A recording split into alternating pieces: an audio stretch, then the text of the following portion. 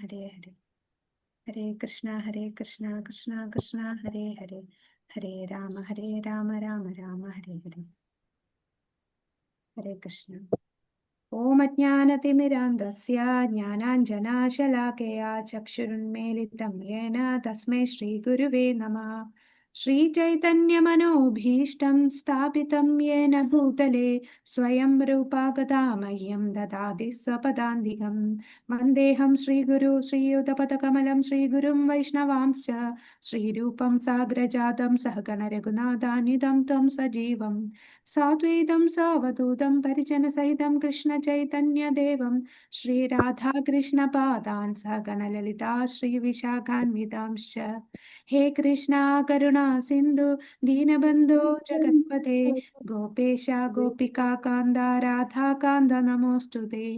തപ്തകാഞ്ചന ഗൗരാംഗേ ശ്രീരാധേ വൃന്ദാവനേശ്വരി വൃഷഭാനുസുതേ ദേവി പ്രണമാമി ഹരിപ്രിയേ. വാഞ്ചാകൽപതരുഭ്യശ്ച കൃപാ സിന്ധുഭ്യ ഏവ ച പതിതാനാം പാവനേഭ്യോ വൈഷ്ണവേഭ്യോ നമോ നമഃ. നമോ വിഷ്ണുപാദായ കൃഷ്ണപ്രേഷ്ഠായ ഭൂതലേ ശ്രീമതേ ഭക്തിവേദാന്ത സ്വാമിനിധി നാമിനേ.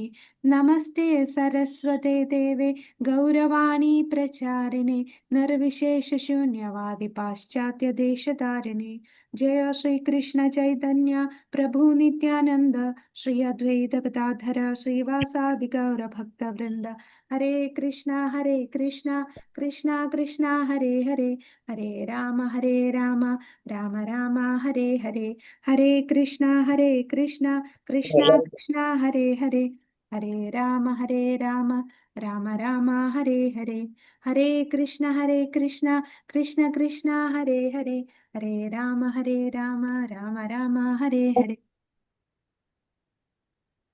ഹരേ കൃഷ്ണ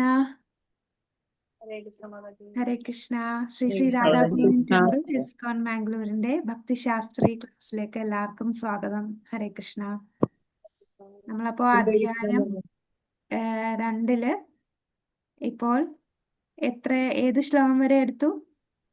16 വരെ അല്ലേ? 17 തൊട്ട് എടുക്കാൻ പോവാൻ. ഹരേ കൃഷ്ണ. വല്ലഭി മാതാജി ഇപ്പൊ വേറെ ഡിവൈസിലാണോ? മാതാജി ചിലപ്പോ അത് കിട്ടുന്നില്ല, അതുകൊണ്ട് മോളുടെ ഇടയ്ക്ക് അതുകൊണ്ട് കുഴപ്പമില്ലല്ലോ മാതാജി? ഇല്ല കുഴപ്പമില്ല. അറ്റൻഡൻസ് ഇടുമ്പോ ഇട്ടിരുന്നാ മതി, വേറെ കുഴപ്പമില്ല. ഒരു ഡിവൈസിൽ തന്നെ 2 പേര് കയറുന്നതൊന്നും പ്രശ്നമല്ല. അല്ലല്ലോ അല്ലെ? ചില സമയത്ത് എനിക്ക് നെറ്റ് കിട്ടുന്നില്ല ചില റൂമിൽ ഇരിക്കുമ്പോഴേ. ഓക്കെ പോവും. ഹരേ കൃഷ്ണ. അപ്പോ നമ്മളിപ്പോ 17ാമത്തെ ശ്ലോകത്തിലേക്ക് കടക്കുന്നു. അപ്പൊ ഭഗവാൻ ഇപ്പൊ ആത്മജ്ഞാനം കൊടുത്തുകൊണ്ടിരിക്കുകയാണ് അർജുനന്. അർജുനൻ പറഞ്ഞ 5 റീസൺസ് അല്ലെ, യുദ്ധം ചെയ്യാതിരിക്കാൻ പറഞ്ഞ 5 കാരണങ്ങളിൽ ആദ്യത്തെ അനുകമ്പ. അപ്പൊ അനുകമ്പ കാണിക്കേണ്ടത് ആത്മാവിനോടാണ്. ആ ആത്മജ്ഞാനമാണ് ഭഗവാൻ 11 തൊട്ട് 30ാമത്തെ ശ്ലോകം വരെ ഈ ആത്മാവിന്റെ ആ ശാശ്വതത്വവും അതിനെ കൂടുതൽ പല രീതിയിൽ ഭഗവാൻ അത് എക്സ്പ്ലെയിൻ ചെയ്യാണ്. അപ്പൊ പറഞ്ഞ കാര്യം തന്നെ വീണ്ടും ഭഗവാൻ പറയുന്നുണ്ട്. കാരണം നമ്മള് പല ജന്മങ്ങളായിട്ടല്ലേ, കോടിക്കണക്കിന് ജന്മങ്ങളായി ശരീരബോധത്തിൽ ഇരിക്കുകയാണ്. അപ്പൊ ശരീരബോധത്തിൽ ഇരിക്കുന്ന നമ്മളെ ആത്മാവാണ് എന്ന് പറഞ്ഞ് മനസ്സിലാക്കാൻ വേണ്ടി ആണ് ഭഗവാൻ പറഞ്ഞത് തന്നെ അങ്ങോട്ടും ഇങ്ങോട്ടും ഒക്കെ മാറ്റി റിപ്പീറ്റ് ചെയ്ത് ഭഗവാൻ പറയുന്നു. നമ്മൾ ആത്മാവിന് ഒരിക്കലും മരണമില്ല, മരണം സംഭവിക്കുന്ന ശരീരത്തിനാണ് എന്നുള്ള കാര്യം തന്നെ വീണ്ടും ഭഗവാൻ പറയുന്നു. അപ്പൊ നമുക്ക് 17ാമത്തെ ശ്ലോകം നോക്കാം. ഇട്ടിട്ടുണ്ട് മാതാജി. ഒരിക്കലൂടെ ഇടാട്ടോ. ഹരേ കൃഷ്ണ. ഹരേ കൃഷ്ണ മാതാജി. വോയിസ് എന്തോ കുറവുള്ള പോലെ തോന്നുന്നു. അതെയോ? നേരത്തെ കഴിഞ്ഞ ദിവസത്തെക്കാളും കുറവാണോ? കുറവുള്ള പോലെ തോന്നുന്നു. ഓക്കെ. എല്ലാവർക്കും എങ്ങനെയാണോ? ഇപ്പൊ എങ്ങനെയുണ്ട്? എല്ലാവർക്കും അങ്ങനെ ഇല്ല മാതാജി. കേൾക്കണുണ്ട്? ക്ലിയർ ആണല്ലേ? ഞാനിപ്പോ ഈ സ്പീക്കർ മൈക്കിന്റെ അടുത്ത് വെച്ച് പറയാണേ. ഹരേ കൃഷ്ണ. ഇതിനകത്ത് വോളിയം എല്ലാം മാക്സിമം ആണ് കിടക്കുന്നത് ഡിവൈസിൽ. മാതാജി ക്ലിയർ ആണ്. ക്ലിയർ ആണ്. മാതാജി ചിലപ്പോ സ്പീക്കർ കുറച്ചതിട്ടായിരിക്കും. ഓക്കെ ഓക്കെ ഓക്കെ ശരി. മാതാജിന്റെ സ്പീക്കറിന്റെ പ്രശ്നമാവും. ഹരേ കൃഷ്ണ. ഹരേ കൃഷ്ണ മാതാജി. ശ്ലോകം വായിക്കട്ടെ. 17ാമത്തെ ശ്ലോകം വായിച്ചോളൂ പ്രഭു. ഹരേ കൃഷ്ണ. ശ്ലോകം അധ്യായം 2 ശ്ലോകം 17. അവിനാശി തു തദ്വിദ്ധി യേന സർവമിദം തദം വിനാശമവ്യയസ്യാസ്യ ന കശ്ചിത് കർത്തുമർഹതി. വിവർത്തനം by his divine grace AC Bhaktivedanta Swami Prabhupad. ജയ് ശീല പ്രഭുപാദ്. ശരീരത്തിലെങ്ങും വ്യാപിച്ചിരിക്കുന്ന ആ സത്തയ്ക്ക് നാശമില്ലെന്ന് നീ അറിയുക. ആ അനശ്വരനായ ആത്മാവിനെ നശിപ്പിക്കാൻ ആർക്കും സാധിക്കുകയില്ല. ഹരേ കൃഷ്ണ. ഹരേ കൃഷ്ണ. അപ്പൊ ഇതൊരു വലിയ ഒരു ഭാവാർത്ഥം തന്നെ പ്രഭുപാദര് തന്നിട്ടുണ്ട്. അപ്പോൾ വീണ്ടും ഈ ആത്മാവിന്റെ സ്വഭാവത്തെ കുറിച്ചാണ് പറയുന്നത്. ആത്മാവിന്റെ സ്വഭാവം എന്ന് പറഞ്ഞാൽ അവിനാശിയാണ്. അവിനാശി എന്ന് പറഞ്ഞാൽ നാശമില്ലാത്തത് ആണ് ഈ നമ്മുടെ ആത്മാവ്. കൂടാതെ സർവമിതം എന്ന് പറഞ്ഞാൽ എന്താണ്? ഇതം സർവം, ഈ ശരീരം മുഴുവനും. ഇപ്പൊ ശരീരം മുഴുവനും വ്യാപിച്ചിരിക്കുന്ന ആ സത്തയ്ക്ക് നാശമില്ലെന്ന് നീ അറിയുക. കൂടാതെ അതിനെ നശിപ്പിക്കാൻ ആർക്കും സാധിക്കുകയില്ല. ആത്മാവിനെ നശിപ്പിക്കാനും ആർക്കും സാധിക്കുകയില്ല. അപ്പോ ഈ ഒരു ശ്ലോകത്തില് ശരീരത്തിലെങ്ങും വ്യാപൃതനായിട്ടുള്ള ആത്മാവിന്റെ യഥാർത്ഥ സ്വഭാവത്തെ വർണ്ണിക്കുന്നതാണ് ഈ ശ്ലോകം. അപ്പം നമുക്ക് എങ്ങനെ അറിയാം നമ്മളെ ശരീരത്തിൽ ആത്മാവുണ്ട് എന്ന്? നമുക്ക് എങ്ങനെ അറിയാം? നമ്മളുടെ ആ പ്രജ്ഞ അല്ലെങ്കിൽ അവബോധം കൊണ്ടാണ്. അപ്പൊ ഒരു മരിച്ച ശരീരത്തിനെ നമ്മൾ വിളിക്കുകയോ നുള്ളുകയോ വല്ലതും ചെയ്താൽ അതിനറിയാൻ പറ്റില്ല. പക്ഷെ ജീവനുള്ള ശരീരത്തിൽ നമ്മളിങ്ങനെ നമ്മൾ റെസ്പോണ്ട് ചെയ്യുന്നതെന്ന് പറഞ്ഞാൽ അതിൻ്റെ ഉള്ളിൽ ആത്മാവ് ഉള്ളത് കൊണ്ടാണ് നമുക്ക് ഈ ഒരു എല്ലാം തിരിച്ചറിയാൻ സാധിക്കുന്നത്. അപ്പൊ അതുകൊണ്ടാണ് നമ്മളുടെ ശരീരത്തിൽ ആത്മാവുണ്ട്. അവബോധം അല്ലെങ്കിൽ പ്രജ്ഞയാണ് ഈ ആത്മാവുണ്ട് എന്ന് നമുക്ക് മനസ്സിലാക്കാൻ സാധിക്കുന്നത്. അപ്പോ അതാണ് ഇവിടെ പ്രഭുപാദർ പറയുന്നത്. ദേഹത്തിന്റെ ഒരു ഭാഗത്തോ എല്ലായിടത്തോ ഉള്ള വേദനകളെയോ സുഖാനുഭൂതികളെയോ പറ്റി എല്ലാവരും ബോധവാന്മാരാണ്. അപ്പൊ ആ ബോധത്തിന്റെ വ്യാപ്തി ഒരാളുടെ ശരീരത്തിൽ ഒതുങ്ങി നിൽക്കുന്നു. ഒരാളുടെ ശരീരത്തിൽ ഏശുന്ന വേദനയോ സുഖമോ മറ്റൊരാൾ അനുഭവിക്കപ്പെടുന്നില്ല. അതുകൊണ്ട് ഓരോ ശരീരവും ഓരോ ജീവാത്മാവിന്റെ മൂർത്തിമത് ഭാവമാണ്. അപ്പൊ ഓരോരുത്തരും ഓരോ ജീവാത്മാവാണ്. അതുകൊണ്ടാണ് നമുക്ക് വരുന്ന വേദന മറ്റൊരാളുടെ ശരീരത്തിന് വരില്ല.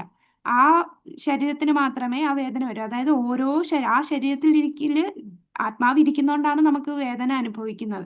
ആത്മാവ് ശരീരത്തിന് വെളിയിൽ പോയാൽ നമുക്കൊരു വേദനയെ അനുഭവിക്കില്ല. പിന്നീട് അടുത്ത പാരഗ്രാഫില് ഈ ആത്മാവിന്റെ സൈസ് എത്രയാണ്? ഹരേ കൃഷ്ണ മാതാജി. ഹരേ കൃഷ്ണ പ്രഭുജി. മാതാജി, അതിന്റെ സ്ക്രീന് ചെറുതായിട്ട് കാണുന്നത്. സാധാരണ അത് വലുതായിട്ടാണ് ഉണ്ടാറ്. പിന്നെ അതെയോ? ക്യാമറ വലുതായിട്ടാണ് ഉള്ളത്. അപ്പൊ അതിന്റെ പൊസിഷനിങ് കുറച്ച് മാറ്റം വന്നിട്ടുണ്ട്. ഇപ്പോഴോ ശരിയായില്ല? ഇല്ല മാതാജി, ഇതുവരെയായിട്ട് മാറ്റമില്ല. അതായത് സ്ക്രീൻ ഫുള്ള് കാണുന്നില്ല അല്ലേ? ഇല്ല, അത് സൈഡിൽ ചെറുതായിട്ട് ഒരു കോർണറിൽ ഇങ്ങനെയാണുള്ളത്. സാധാരണ മാതാജിന്റെ ക്യാമറ ആയിരുന്നു. ഓക്കെ, ഞാൻ ഒന്നുകൂടെ ഒന്ന് ഷെയർ ചെയ്യാം. ഹരേ കൃഷ്ണ മാതാജി. ഹരേ കൃഷ്ണ. ഇപ്പൊ ഫുള്ളാണ് മാതാജി. ഇപ്പൊ കാണാം. ഫുള്ളാണ് ഇപ്പൊ. Okay okay. ഹരേ കൃഷ്ണ മാതാജി. ഹരേ കൃഷ്ണ മാതാജി, പറഞ്ഞോളൂ മാതാജി. മാതാജി, എനിക്ക് അറ്റൻഡൻസില് ലിങ്ക് ചെയ്യാൻ പറ്റിയില്ല. അറ്റൻഡൻസ് ലിങ്ക് ഒന്നുകൂടെ ഇടണോ? ഓക്കെ, ഇടാം മാതാജി, കുഴപ്പമില്ല. രസിക മാതാജി ഉണ്ടോ അവിടെ? ഇല്ല. ഹരേ കൃഷ്ണ കൃഷ്ണ കൃഷ്ണ ഹരേ ഹരേ, ഹരേ രാമ രാമ രാമ ഹരേ ഹരേ. അപ്പോൾ ഇനി ഇതില് പറയുന്നത് ആത്മാവിന്റെ സൈസ് എത്രയാണെന്നാണ് നമ്മുടെ ഭാവാർത്ഥത്തിൽ അടുത്ത പാരഗ്രാഫില്. എത്ര ആത്മാവിന്റെ വലിപ്പം? ഒരു മുടിനാരിഴയുടെ തുമ്പിന്റെ 10,000-ൽ-1 ഒരു മുടിയുടെ തുമ്പിന്റെ 10,000-ൽ അംശം അല്ലെ? അതായത് ഒരു മുടിയുടെ നാരിനെ നമ്മൾ ആദ്യം 100 മുറിക്കുക. എന്നിട്ട് 100-ൽ ഒരു അംശം കിട്ടുമല്ലോ. ആ അംശത്തിനെ വീണ്ടും 100 മുറിക്കുക. അപ്പൊ 100 × 100 10,000. അപ്പൊ ആ 10,000-ത്തിൽ ഒരു അംശമാണ് നമ്മുടെ ജീവാത്മാവിന്റെ വലിപ്പം. അത് ശ്വേതാശ്വേതര ഉപനിഷത്തിലാണ് ഇതേക്കുറിച്ച് ഈ സൈസിനെ കുറിച്ച് പറഞ്ഞിരിക്കുന്ന ഉപനിഷത്ത് ശ്വേതാശ്വേതര ഉപനിഷത്ത്. ബാലാഗ്രശതഭാഗസ്യ ശതധാ കൽപ്പിതസ്യ ച ഭാഗോ ജീവസ്യ വിജ്ഞേയ സാചാനന്ദ്യായ കൽപ്പതേ. തലനാരിന്റെ അറ്റം 10,000-ആയി വിഭജിച്ചാൽ എത്ര വലിപ്പം വരുമോ അത്ര മാത്രമാണ് ജീവാത്മാവിന്റെ വലിപ്പം. അതുപോലെ അടുത്ത ഒരു ശ്ലോകത്തിലും പറയുന്നുണ്ട്, മുടിയിഴത്തുമ്പിന്റെ 10,000-ത്തിൽ അംശം മാത്രം വലിപ്പമുള്ള കണക്കറ്റ ജീവാത്മാക്കൾ ഉണ്ട് എന്ന് പറയുന്നുണ്ട്. അപ്പൊ കണക്കറ്റ ഒരുപാട് ജീവാത്മാക്കളുണ്ട്. ആ ജീവാത്മാക്കളുടെ എല്ലാവരുടെയും വലിപ്പം എത്രയാണ്? മുടിനാഴിഴത്തുമ്പിന്റെ 10,000-ത്തിൽ ഒരു അംശമാണ്, 10,000-ത്തിൽ 1 അത്രയും വലിപ്പമേ ഉള്ളൂ. അപ്പൊ ഈ ജീവാത്മാവ്, ഇത്രയും ചെറിയൊരു ജീവാത്മാവ് നമ്മുടെ ശരീരത്തിൽ ഇരിക്കുന്നോണ്ടാണ് നമുക്ക് ഈ അവബോധം വരുന്നത്. അപ്പോ ഈ ജീവാത്മാവ് ഒരു സ്ഥലത്തേ ഇരിക്കുന്നുള്ളൂ. എവിടെയാ ഇരിക്കണേന്നറിയോ ജീവാത്മാവ്? ഈശ്വര സർവഭൂതാനാം ഹൃദ്ദേശേ അർജുന തിഷ്ഠതി. ഹൃദയത്തിൽ ഹൃദയത്തിൽ. അല്ലെ? ഹൃദയത്തിൽ, നമ്മുടെ ഹൃദയത്തിലാണ്, അതിനി വരുന്നുണ്ട്, ഹൃദയത്തിലാണ് നമ്മുടെ ജീവാത്മാവ് സ്ഥിതി ചെയ്യുന്നത്. അപ്പൊ ആ ഒരിടത്ത് ഇരിക്കുകയാണ്. അപ്പൊ ഒരു സ്ഥലത്ത് നിന്ന് നമ്മളെ ശരീരം മൊത്തവും ആ ഒരു ബോധം തരുന്നു. അത് അതിന് ഉദാഹരണം, നമ്മൾ ഇഞ്ചക്ഷൻ എടുക്കുന്ന കയ്യിൽ ഒരു ഭാഗത്തായിരിക്കും ഇഞ്ചക്ഷൻ എടുക്കുക. അപ്പൊ ആ ഇഞ്ചക്ഷൻ എടുത്തു കഴിയുമ്പോൾ നമ്മളെ ശരീരം മൊത്തവും അതിന്റെ ആ മരുന്ന് വ്യാപിക്കുന്നു. അതുപോലെ ആത്മാവ് ഒരു സ്ഥലത്ത് ഇരിക്കുവാണെങ്കിലും അതിന്റെ അവബോധം ശരീരം മൊത്തവും വ്യാപിക്കുകയാണ്. അതാണ് ശരീരത്തിലെങ്ങും വ്യാപിച്ചിരിക്കുന്ന സർവമിതം, ശരീരത്തിലെങ്ങും വ്യാപിച്ചിരിക്കുന്ന ആ സത്ത ഒരിടത്തേ ഇരിക്കുന്നുള്ളൂ. പക്ഷേ അതിന്റെ ഇരിക്കുന്നതിന്റെ അവബോധം ശരീരം മൊത്തം വ്യാപിച്ചിരിക്കുന്നു. ഔഷധത്തിന്റെ വീര്യം ശരീരത്തിൽ വ്യാപിക്കുന്നത് പോലെ ഈ ആത്മീയ സ്ഫുലിംഗത്തിന്റെ പ്രഭാവം ശരീരത്തിൽ എല്ലായിടത്തും എത്തിച്ചേരുന്നു. ആത്മാവിന്റെ ഈ പ്രഭാവം അവബോധമായി ശരീരത്തിലെങ്ങും അനുഭവപ്പെടുന്നു. ഇത് ആത്മാവിന്റെ സാന്നിധ്യത്തെ കുറിക്കുന്നു. ഇനി ഒരു ശവശരീരം എന്ന് പറഞ്ഞാൽ എന്താണ്? ബോധം നഷ്ടപ്പെട്ട ശരീരം അല്ലെ ശവം ആണെന്ന് ഭൗതികമായ ഏത് പരിചരണത്തിലും അതിൽ ബോധം ഉണർത്താനാവില്ലെന്നും ഏതൊരു പാമരനും അറിയാം, അല്ലെ? ഒരു മരിച്ച ശരീരത്തിന് നമുക്ക് തിരിച്ചു ബോധം കൊണ്ടുവരാൻ സാധിക്കില്ല. അപ്പോ ഭൗതിക പദാർത്ഥങ്ങളുടെ ഏതെങ്കിലും അളവിലുള്ള സമ്മിശ്രണത്തിൽ നിന്നല്ല പ്രജ്ഞയുടെ ഉത്ഭവം. അപ്പൊ നമ്മളുടെ ഈ അവബോധം വരുത്തുക എന്ന് പറയുന്നത് എന്തെങ്കിലും കുറെ കെമിക്കൽസും പഞ്ചഭൂതങ്ങളും എല്ലാം കൂടെ ചേർത്തുണ്ടാക്കുന്ന ഒന്നല്ല. അത് ആത്മാവിന്റെ സാന്നിധ്യം കൊണ്ടാണ് നമ്മളുടെ ശരീരത്തിൽ അവബോധം വരുന്നത്. ഒരു മരിച്ച ശരീരത്തിന്, അതായത് മരിച്ച ശരീരം എന്ന് പറഞ്ഞാൽ എന്താണ്? ആത്മാവ് ആ ശരീരത്തിൽ നിന്ന് പോയി, അതിനകത്ത് ആത്മാവില്ല. ആത്മാവില്ലാത്ത ശരീരത്തിനെയാണ് ശവശരീരം എന്ന് പറയുന്നത്. ആ ശരീരത്തിന് നമുക്ക് ഭൗതിക വസ്തുക്കൾ കൊണ്ടൊന്നും അവബോധം തിരിച്ചു കൊണ്ടുവരാൻ സാധിക്കില്ല. ആത്മാവിന്റെ സാന്നിധ്യം ഉണ്ടെങ്കിലേ ഒരു ശരീരത്തിന് അവബോധം ഉണ്ടാവുകയുള്ളൂ. ഇനി ആത്മാവ് എവിടെയാണ് എന്നുള്ളത് പറയുന്നു. ആത്മാവ് ഹൃദയത്തിലാണ്. പക്ഷെ ആത്മാവ് ഹൃദയത്തിൽ നിന്ന് ഇരിക്കുമ്പോൾ അവിടെ കുറച്ച് ആൾക്കാരോടുണ്ട്. ആരൊക്കെയുണ്ട്? പ്രാണൻ, അപാനൻ, വ്യാനൻ, സമാനൻ, ഉദാനൻ എന്നീ 5 വിധം വായുഭേദങ്ങളിൽ പൊങ്ങിക്കിടക്കാണ്, ഫ്ലോട്ട് ചെയ്തിരിക്കുകയാണ് ആത്മാവ്. ആത്മാവ് ഹൃദയത്തില് ഈ 5 വായുക്കളുണ്ട്. 5 വായുക്കൾ എന്ന് പറയുന്നത് പ്രാണൻ എന്ന് പറയുന്നത് നമ്മുടെ ഈ തലയിലും നമ്മളുടെ ചെസ്റ്റ് സ്ഥലത്തും വരുന്നതാണ്. അതാണ് നമ്മൾ ഈ ശ്വാസോച്ഛ്വാസം എടുക്കുന്നത് പ്രാണൻ. നമ്മുടെ ശരീരത്തിൽ 5 വായുക്കളുണ്ട്. അതാണ് ഒന്ന് പ്രാണൻ, പിന്നെ അപാനൻ. അപാനൻ എന്ന് പറയുന്നത് നമ്മുടെ താഴത്തെ ഭാഗത്തില് നമ്മളിപ്പം വിസർജനം ചെയ്യുമ്പോഴൊക്കെ വായു ഉണ്ട്. അപ്പൊ ആ വായുവാണ് അപാനൻ എന്ന് പറയുന്നത്. പിന്നെ സമാന വായു എന്ന് പറയുന്നത് നമ്മുടെ വയറ്റില് ദഹനമൊക്കെ നടക്കുമ്പോൾ വരുന്ന വായുവാണ് സമാനൻ. പിന്നെ ഉദാനൻ എന്ന് പറയുന്നത് നമ്മുടെ സംസാരിക്കുമ്പോഴൊക്കെ ആ ത്രോട്ടിലൊക്കെ വരുന്ന, പിന്നെ വളർച്ചയൊക്കെ വരുമ്പോൾ ഉള്ള വായുവാണ് ഉദാനൻ. പിന്നെ വ്യാനൻ എന്ന് പറയുന്ന വായു നമ്മളെ ശരീരം മൊത്തത്തില് വ്യാപിച്ചിരിക്കുന്ന, ശരീരം മൊത്തം ഉള്ള വായുവാണ് വ്യാനൻ. അപ്പൊ ഈ 5 വായുക്കളും കൂട്ടിമുട്ടുന്ന ഒരു സ്ഥലമുണ്ട്. ആ സ്ഥലം നമ്മുടെ ഹൃദയത്തിലാണ്. അപ്പൊ ഈ ഹൃദയത്തിൽ ഈ 5 വായുക്കളും കൂട്ടിമുട്ടും. അവിടെ ഈ 5 വായുവും കൂട്ടിമുട്ടുന്നിടത്ത് പൊങ്ങിക്കിടക്കുകയാണ് നമ്മളുടെ ഈ ആത്മാവ്. അപ്പൊ നമ്മൾ ആ ആത്മാവ് എന്ന് പറയുന്നത് അതാണ് ഈ 5 വിധം വായുഭേദങ്ങളിൽ പൊങ്ങിക്കിടക്കുകയാണ് ആത്മാവ്. ജീവനുള്ളവയുടെ എല്ലാം ഹൃദയത്തിൽ ഇരുന്നു കൊണ്ട് ശരീരത്തിലെങ്ങും അതിന്റെ പ്രഭാവം ചെലുത്തുന്നു.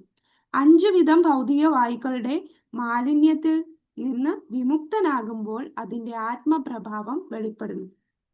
അപ്പോ നമ്മൾ ആ ആത്മാവ് ശരിക്കും ആത്മീയ ലോകത്ത് ആത്മാവിനൊരു രൂപമുണ്ട്. ഈ ഭൗതിക ലോകത്ത് വന്നപ്പോൾ ആത്മാവ് അണുമാത്രമായ ഈ 10,000-1 അംശമുള്ള രീതിയിൽ ആത്മാവ് വന്നു. അപ്പൊ ആ ആത്മാവ് ഈ മാലിന്യത്തിൽ ഇങ്ങനെ കിടക്കുകയാണല്ലേ. ഈ ഭൗതിക ലോകത്ത് വരിക എന്ന് പറഞ്ഞാൽ തന്നെ നമ്മൾ മലിനമായി ഇരിക്കുകയാണ്, ഭഗവാനിൽ നിന്ന് വേർപെട്ടിരിക്കുകയാണ്. അപ്പൊ അതിൽ നിന്ന് ഈ ഹൃദയത്തില് ഈ 5 വായുക്കളുടെ ഇടയിൽ ഇങ്ങനെ പൊങ്ങിക്കിടക്കുന്ന ഈ വായുവിനെ ആത്മാവിനെ ഇതിൽ നിന്ന് മുക്തമാക്കണം. അതാണ് ഇവിടെ പറഞ്ഞിരിക്കുന്നത്. അപ്പൊ ഈ ആത്മാവിനെ നമുക്ക് ഇത്രയും അളവൊക്കെ പറഞ്ഞല്ലോ, ഹൃദയത്തിലാണെന്നും പറഞ്ഞു. നമ്മൾ മൈക്രോസ്കോപ്പ് വെച്ചോ അല്ലെങ്കിൽ ഇപ്പൊ ഡോക്ടേഴ്സ് ഒക്കെ സർജറി, ഹാർട്ട് സർജറി ഒക്കെ ചെയ്യുമ്പോൾ നമുക്ക് ആത്മാവിനെ കാണാൻ പറ്റുമോ? ആത്മാവിനെ കാണാൻ സാധിക്കില്ല. കാരണം അത് ആത്മീയമാണ്. നമ്മൾ ഭൗതിക വസ്തുക്കൾ കൊണ്ട് കാണാൻ പറ്റുന്നതല്ല ആത്മാവ്. ആത്മീയമായ ഒന്നിനെ ഭൗതിക വസ്തുക്കൾ കൊണ്ട് കാണില്ല. നമ്മളെല്ലാം 4 ന്യൂനതകളുള്ള ബദ്ധാത്മാക്കളാണ്. അപ്പോൾ സച്ചിദാനന്ദമാണ് ആത്മാവ്. ആ സച്ചിദാനന്ദമായിട്ടുള്ള ആത്മാവിനെ നമുക്ക് ഈ രീതിയിൽ കാണാൻ സാധിക്കില്ല. ഇനി ഈ 5 വായുക്കളുടെ ഇടയിൽ ഇങ്ങനെ ഫ്ലോട്ട് ചെയ്തിരിക്കുക എന്ന് പറഞ്ഞല്ലോ ആത്മാവ്. അപ്പൊ ആ ആത്മാവിനെ വെളിയിലേക്ക് വരുത്താനായിട്ട് ഹഠയോഗം, അടുത്ത പാരഗ്രാഫില്, അടുത്ത 108-ാമത്തെ പേജില് ആദ്യത്തെ പാരഗ്രാഫില് പ്രഭുപാദർ ഇവിടെ പറയുന്ന ഹഠയോഗത്തിന്റെ കുറിച്ചാണ്. ഹഠയോഗം എന്ന് പറഞ്ഞാൽ അഷ്ടാംഗ യോഗത്തിലെ 8 അംഗങ്ങളുണ്ടല്ലോ, അതില് ഒരംഗമാണ് അത്. ഈ പ്രാണായാമം ചെയ്യുന്നതാണ് ഹഠയോഗം. ഹഠയോഗത്തിൽ പ്രാണായാമത്തിലൂടെ നമ്മൾ വായുവിനെ, ഈ 5 വായുക്കളെ നിയന്ത്രിക്കുന്ന ഒരു പ്രോസസ്സാണ് ഈ ഹഠയോഗം. അപ്പൊ ഈ ഹഠയോഗത്തിലൂടെ ഈ വായുവിനെ നിയന്ത്രിച്ച് ആത്മാവിനെ ഈ ശരീരത്തിൽ നിന്ന് വെളിയിൽ ഉദ്ദേശിക്കുന്ന ലക്ഷ്യത്തിലേക്ക് കൊണ്ടുപോകാൻ സാധിക്കുന്ന ഒരു പ്രക്രിയയാണ്. അപ്പൊ ഈ ഹഠയോഗം എന്ന് പറയുന്നത് ഇപ്പം പലരും യോഗാസനം ചെയ്യും, വായു കൊണ്ടോ യോഗാസനം ചെയ്യും. പക്ഷെ അവരൊക്കെ ചെയ്യുന്നത് എന്താണ്? നല്ല സമാധാനം കിട്ടാൻ, അല്ലെ അതെല്ലാം ഭൗതിക തലത്തിലാണ് അവർ ഈ ഹഠയോഗം പ്രാക്ടീസ് ചെയ്യുന്നത്. പക്ഷേ ഈ ഹഠയോഗം ഇവിടെ പറയുന്നു ഭൗതികമായ ഒരു നേട്ടത്തിനും വേണ്ടിയുള്ളതല്ല ഈ യോഗം.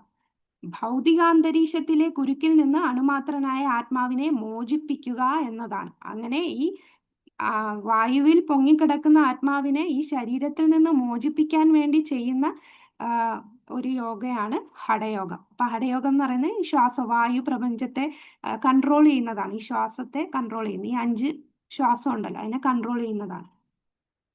പിന്നെ ഈ ആത്മാവ് ഒരിക്കലും വിഷ്ണു തത്വമല്ല. ആത്മാവ് എന്ന് പറയുന്നത് ജീവതത്വമാണ് എന്ന് പറയുന്നു. പിന്നെ അടുത്തതില് പ്രഭുപാദർ ഇവിടെ പറയുന്നത് നമ്മളുടെ അചിന്തനീയമാണ് ആത്മാവ് എന്ന് പറയുന്നത്. നമ്മളുടെ കാഴ്ചപ്പാടിനൊക്കെ അപ്പുറമാണ്. നമ്മളുടെ ഇന്ദ്രിയങ്ങൾ കൊണ്ടൊന്നും ആത്മാവിനെ മനസ്സിലാക്കാൻ കഴിയില്ല. അപ്പൊ ഈ സൂക്ഷ്മാണുവിനെ അളന്ന് തിട്ടപ്പെടുത്തൽ ഭൗതിക ശാസ്ത്രജ്ഞന്മാരുടെ കഴിവിന് അതീതമാണ്. അതുകൊണ്ട് അവരിൽ ചിലർ അങ്ങനെ ഒരു ആത്മാവില്ലെന്ന് വിഡ്ഢിത്തം കലർന്ന വാദം ഉന്നയിക്കും. ഞങ്ങൾ കണ്ടില്ലല്ലോ, ഞങ്ങൾക്ക് കാണാൻ പറ്റുന്നില്ലല്ലോ, അതുകൊണ്ട് ആത്മാവില്ല എന്ന് പറയും. അത് വിഡ്ഢിത്തമാണ്. തീർച്ചയായും അണുമാത്രനായ ജീവാത്മാവ് പരമാത്മാവോട് കൂടി നമ്മുടെ ഹൃദയത്തിലുണ്ട്, അല്ലെ? ഹൃദയത്തില് ആത്മാവ് ഒറ്റയ്ക്കല്ല, കൂടെ നമ്മുടെ ഭഗവാൻ പരമാത്മാവായിട്ട് നമ്മുടെ അടുത്തുണ്ട്. പിന്നെ നമുക്ക് ഭൗതിക തലത്തിൽ നോക്കിയാൽ തന്നെ ഒരു ജീവൻ പോകുന്ന എപ്പോഴാണ്? ഏത് അവയവം നിന്നു പോകുമ്പോഴാണ് മരിച്ചു എന്ന് കൺഫേം ചെയ്യുന്നത്? ഹൃദയം നിൽക്കുമ്പോഴാണല്ലേ. അപ്പൊ ബ്രെയിൻ ഡെഡ് ആയാലും ആള് മരിക്കുന്നില്ല. അപ്പൊ ഹൃദയം നിൽക്കുമ്പോഴാണ് മരിക്കുക എന്ന് പറയുന്നത്. അപ്പൊ എന്താണ് ഹൃദയം നിൽക്കുക എന്ന് പറഞ്ഞാൽ ആത്മാവ് ആ ശരീരത്തിൽ നിന്ന് പോകുന്നു. അപ്പൊ ആ ഹൃദയത്തിൽ നിന്നാണ് ശരീരത്തിന്റെ എല്ലാ ഭാഗത്തും രക്തം കൊടുക്കുന്നത്. അപ്പോൾ അത്രയും പ്രധാനപ്പെട്ട സ്ഥലത്ത് അവിടെ തന്നെയാണ് നമ്മുടെ ആത്മാവ് സ്ഥിതി ചെയ്യുന്നത്. അപ്പോ ഈ ശരീരത്തിന്റെ ഊർജത്തിന്റെ ഉറവിടം ആ ആത്മാവാണെന്ന് നമുക്ക് ഇതിലൂടെയും തീർത്ത് പറയാം. പിന്നെ അടുത്ത പാരഗ്രാഫില് ആത്മാവിനെയും പരമാത്മാവിനെയും എങ്ങനെ നമുക്ക് കമ്പയർ ചെയ്യാം എന്നുള്ളതാണ്. അതിനൊരു ഉദാഹരണം പ്രഭുപാദർ പറഞ്ഞിരിക്കുന്നത് സൂര്യനും സൂര്യപ്രകാശവുമാണ്. സൂര്യൻ എന്ന് പറയുന്നത് പരമാത്മാവും സൂര്യപ്രകാശം എന്ന് പറഞ്ഞാൽ അതിനകത്ത് ഒരുപാട് എന്താ ചെറിയ ചെറിയ ആറ്റംസ് ഉണ്ടല്ലേ. ഒരു സൂര്യപ്രകാശം എന്ന് പറയുമ്പോൾ ചെറിയ കണികകൾ, കോടിക്കണക്കിന് കണികകൾ ആ പ്രകാശത്തിലുണ്ട്. അപ്പൊ അതുപോലെ ആ ഓരോ കണികകളാണ് ജീവാത്മാവ്. സൂര്യൻ എന്ന് പറയുന്നത് പരമാത്മാവ്. ആ ഒരു ഉദാഹരണമാണ് ഇവിടെ പറയുന്നത്. എണ്ണമറ്റ ദീപ്താണുക്കളുണ്ട് സൂര്യപ്രകാശത്തിൽ. അതുപോലെ പരമപുരുഷന്റെ പ്രകാശരശ്മികളിലെ ആണവ സ്ഫുലിംഗങ്ങളാണ് ഭഗവത് അംശങ്ങൾ. ഭഗവാന്റെ അംശമായിട്ടുള്ള ഈ ജീവാത്മാക്കൾ ഭഗവാനിൽ നിന്ന് വന്ന അംശമാണ്. അതിന് ഉദാഹരണം ആ പ്രകാശത്തിനുള്ള ആണവ സ്ഫുലിംഗങ്ങളാണ് എന്ന് പറയും. അപ്പോ ഈ ആത്മാവ് ഭഗവത്ഗീതയിലൂടെ ആത്മാവിന്റെ ശാസ്ത്രം വ്യക്തമായി വിവരിച്ചിരിക്കുകയാണ്. അപ്പൊ ആത്മാവിനെ കുറിച്ച് നല്ല ഡീറ്റെയിൽഡ് ആയിട്ട് ഭഗവാൻ പറയുന്നു. കൂടാതെ നമുക്ക് പ്രഭുപാദർ പല പല ശാസ്ത്രങ്ങൾ, ഇപ്പൊ മുണ്ടകോപനിഷത്തും പല ഉപനിഷത്തിലൂടെയും മറ്റ് ശാസ്ത്രങ്ങളിലൂടെയും എക്സാമ്പിൾ വെച്ച് പ്രഭുപാദർ നമുക്ക് ഡീറ്റെയിൽഡ് ആയിട്ട് പറയുന്നു. അടുത്ത ശ്ലോകത്തിലേക്ക് കടക്കാം. 18ാമത്തെ ശ്ലോകം. ഹരേ കൃഷ്ണ. ചൊല്ലിക്കൊള്ളു മാതാജി. കൃഷ്ണ. ചൊല്ലിക്കോ മാതാജി, വേഗം ചൊല്ലിക്കോ. ശ്യാമപ്രിയ രാധാറാണി. ശ്ലോകം 18. അന്തവന്ത ഇമേ ദേഹ നിത്യം ശോക്ത ശരീരിണഃ അനാശിനോ അപ്രമേയസ്യ തസ്മാദ്യുധ്യസ്വ ഭാരത. കൃഷ്ണ. ശീലപ്രഭുപാദ് ഈ ഭൗതിക ദേഹത്തിന് നാശമുള്ളൂ. അതിൽ വാഴുന്ന ജീവാത്മാവ് ശാശ്വതനാണ്, അപരിമേയനും നാശമില്ലാത്തവനുമാണ്. അതുകൊണ്ട് അർജുന, നീ യുദ്ധം ചെയ്യുക. കൃഷ്ണ. അപ്പൊ ഇടയ്ക്കിടയ്ക്ക് ഭഗവാൻ പറയുന്നുണ്ട്, തസ്മാത് ഉദ്യസ്വ ഭാരത. നീ എണീറ്റ് യുദ്ധം ചെയ്യൂ. ഇവിടെ വീണ്ടും പറയുന്നു, നീ യുദ്ധം ചെയ്യൂ. എന്താ പറയുന്നത്? ഈ ഭൗതിക ദേഹത്തിനേ നാശമുള്ളൂ, ഈ ശരീരം മാത്രമേ നശിക്കൂ. ജീവാത്മാവ് ശാശ്വതമാണ്, അപരിമേയനാണ്, നാശമില്ലാത്തവനാണ്. അതുകൊണ്ട് അർജുന, നീ യുദ്ധം ചെയ്യൂ. അപ്പൊ ഡയറക്റ്റ് ഭഗവാൻ നേരിട്ട് പറഞ്ഞ് നീ യുദ്ധം ചെയ്യണം എന്ന് ഭഗവാൻ പറയാണ്. അപ്പോ ഇവിടെ ഭൗതിക ദേഹത്തിന് നാശം സംഭവിക്കുന്നത് ദേഹത്തിനാണ്. അതിൽ വസിക്കുന്ന ദേഹിക്ക് നാശമില്ല. അപ്പോ ഈ ഭൗതിക ശരീരത്തിന്റെ നാശം എന്ന് പറഞ്ഞാൽ ചിലപ്പോൾ പെട്ടെന്ന് സംഭവിക്കാം, അല്ലെങ്കിൽ കുറെ കൊല്ലങ്ങൾ കഴിഞ്ഞായിരിക്കും സംഭവിക്കാം. ഒരു സമയത്തിന്റെ പ്രശ്നമേ ഉള്ളൂ. എന്തായാലും ആരാണെങ്കിലും ഭൗതിക ശരീരം നശിക്കും. പക്ഷെ ജീവാത്മാവിനെ ആർക്കും കൊല്ലാൻ പറ്റില്ല. അത് അത്രയും അണുമാത്രനായതുകൊണ്ട് കാണാൻ തന്നെ കഴിയുകയില്ല. അപ്പോ എന്താണ് അപ്പോ ഇവിടെ പറയുന്നത്, ജീവാത്മാവിനെ ഹിംസിക്കാനോ ദേഹത്തെ എത്ര കാലം വേണമെങ്കിലും നിലനിർത്താനോ സാധ്യമല്ല. അപ്പൊ നീ എന്തിനാണ് വിഷമിക്കുന്നത്? വിലാപം കൊണ്ട് എന്ത് ഫലമാണുള്ളത്? എന്തായാലും ഇവരെല്ലാം ആത്മാവാണ്. ഈ ശരീരത്തിനെ ഒരിക്കലും നമുക്ക് എന്നേക്കും നിലനിർത്താൻ പറ്റില്ല. ശരീരം എന്നായാലും നശിക്കും. ആ ആത്മാവ് ഒരിക്കലും നശിക്കുന്നുമില്ല. പിന്നെ എന്തിനു നീ വിഷമിക്കണം എന്ന് ഉള്ള രീതിയിൽ ഭഗവാൻ പറയുന്നു. ഭഗവത് അംശവും അണുമാത്രനുമായ ജീവാത്മാവ് തന്റെ കർമ്മം അനുസരിച്ചാണ് ഭൗതിക ശരീരം ലഭിക്കുന്നത്, അല്ലെ? നമ്മുടെ ശരീരം ലഭിക്കുക എന്ന് പറഞ്ഞാൽ അടുത്ത ശരീരം ലഭിക്കുന്നത് എങ്ങനെയാണ്? നമുക്ക് ഏതെങ്കിലും റാൻഡം ആയിട്ട് ഒരു ശരീരത്തിൽ വന്ന് ആത്മാവ് കയറുവാണോ? അല്ല, നമ്മുടെ കർമ്മത്തിനനുസരിച്ച് നമ്മൾ ചെയ്യുന്ന കർമ്മവും നമ്മൾ എന്ത് ചിന്തിക്കുന്നു നമ്മുടെ ആഗ്രഹവും അനുസരിച്ചാണ് നമുക്ക് അടുത്ത ശരീരം കിട്ടുക, അല്ലെ? അപ്പൊ അതാണ് പറയുന്നത്. അല്ലാതെ ഈ ശരീരം വിട്ട ആത്മാവ് ഏതെങ്കിലും ഒരു ശരീരം, വഴി കാണുന്ന ഏതെങ്കിലും ഒരു ശരീരം കണ്ട് അങ്ങനെ കയറുന്നതല്ല. നമ്മളുടെ കർമ്മം, അല്ലെ, ദൈവനേത്രേനെ ആ രീതിയിൽ അതിനെല്ലാം ഒരു കറക്റ്റ് ആരെവിടെ പോണം എന്നുള്ളത് കൃത്യമായിട്ടായിരിക്കും പോവുക. ഒരു തെറ്റും പറ്റാറില്ല ഈ ഓരോ ജീവാത്മാവ് ഏത് ശരീരത്തിൽ കയറണം എന്നുള്ളത്. അതുകൊണ്ട് ധർമ്മശാസ്ത്രങ്ങൾ അനുശാസിക്കുന്ന കർമ്മങ്ങൾ നിറവേറ്റിയേ മതിയാവും. പരമജ്യോതിസിന്റെ വിഭിന്ന അംശമാകയാൽ ജീവാത്മാവിനെ വേദാന്ത സൂത്രത്തിൽ ജ്യോതിസായി വർണ്ണിച്ചിരിക്കുന്നു. സൂര്യപ്രകാശം പ്രപഞ്ചത്തെ നിലനിർത്തുന്നത് പോലെ ആത്മാവിന്റെ തേജസ് ഭൗതിക ദേഹത്തെയും പുലർത്തിപ്പോരുന്നു. ജീവാത്മാവ് വിട്ടുപോയാൽ ഉടനെ ശരീരം ജീർണിക്കുകയായി.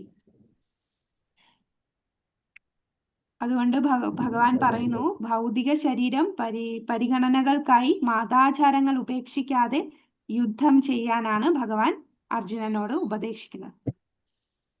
അടുത്ത ശ്ലോകം 19ാമത്തെ ശ്ലോകം. ഹരേ കൃഷ്ണ മാതാജി, ഞാൻ ചൊല്ലിക്കോട്ടെ. ആ, ചൊല്ലിക്കോളൂ മാതാജി. ഓം നമോ ഭഗവതേ വാസുദേവായ. യാ ഏനം വേത്തി ഹന്താരം യശൈനം മന്യതേ ഹതം ഉഭൗ തൗ ന വിജാനീതോ നായം ഹന്തീന ഹന്യതേ. വിവർത്തനം. ശീലപ്രഭുപാദിക്ക് ജയ്. ജീവാത്മാവ് കൊല്ലപ്പെട്ടു എന്നോ ആരെയെങ്കിലും കൊല്ലുന്നു എന്നോ കരുതുന്നവൻ ജ്ഞാനിയല്ല. ആത്മാവ് കൊല്ലുകയോ മരിക്കുകയോ ഇല്ല. ഹരേ കൃഷ്ണ മാതാജി. ഹരേ കൃഷ്ണ. ഇപ്പൊ ജീവനുള്ള ശരീരത്തിൽ മാരകായുധങ്ങൾ ഏറ്റാലും അതിൽ കുടികൊള്ളുന്ന ആത്മാവ് മരിക്കില്ല. അപ്പൊ ആത്മാവിനെ ഒരിക്കലും കൊല്ലാൻ സാധിക്കില്ല. അത് അതിസൂക്ഷ്മമാണ്, അത് ആത്മീയമാണ്.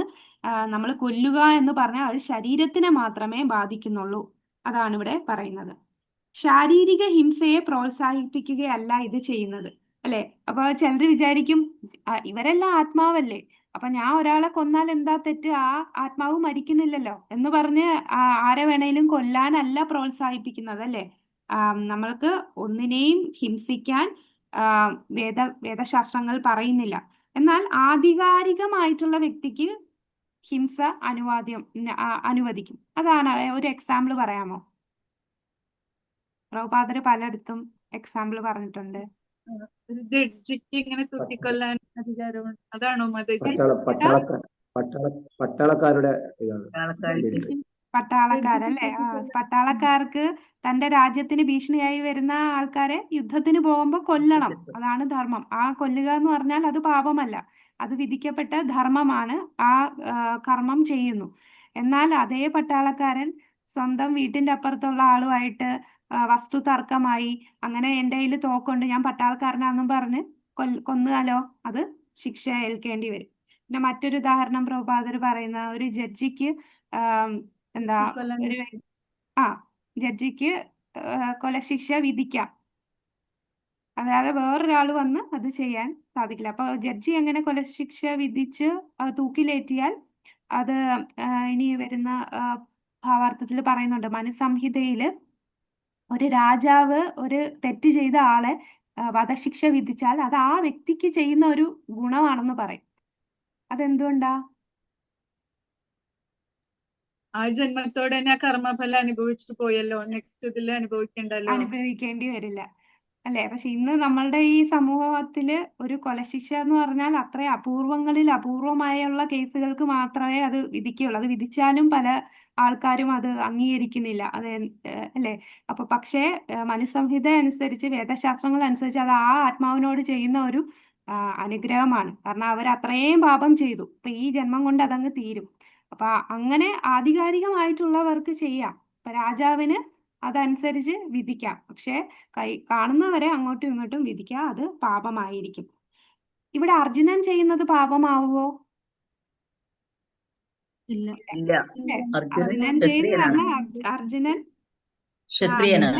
ക്ഷത്രിയനാണ്. മതാനുശാസനം അനുസരിച്ചാണ് ഹിംസ ചെയ്യുന്നത്, തന്നിഷ്ടപ്രകാരം ചെയ്യുവല്ല. അതുകൊണ്ട് അതില് പാപം വരുന്നില്ല. അർജുനൻ ആധികാരിക രീതിയിൽ തന്നെയാണ് ഹിംസ ചെയ്യുന്നത്.